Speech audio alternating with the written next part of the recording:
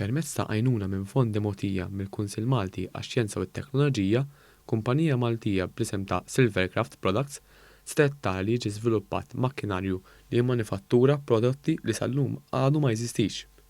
Dan se jkun possibbli wkoll grazzi għal ħidma konġunta li qed issir mill-Fakultà tal-Inġinerija fih dan l-Università ta' Malta. Etienne Xerri, rappreżentant ta' Silvercraft Products, spjega li l-kumpanija bdiet bħala waħda li tibni d-dajes u llum hija waħda mill-kumpaniji ta' manifattura fil-fiberglass ewlenija li taqdi l-industrija diversi fosthom dik tal-kostruzzjoni.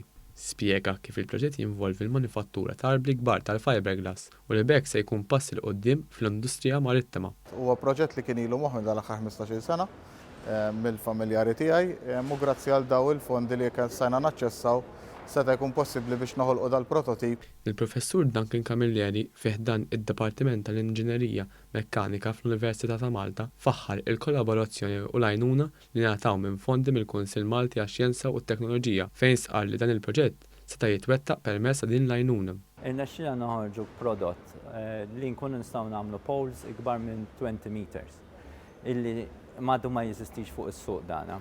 Waqt żjara li jagħmel għand il-kumpanija, il-Ministru għall-Innovazzjoni Owen Bonnici spjega kif l-innovazzjoni u r-riċerka huma l-muturi li jmexxu lil pajjiżna u l-bqija tal-Ewropa lejn il-futur.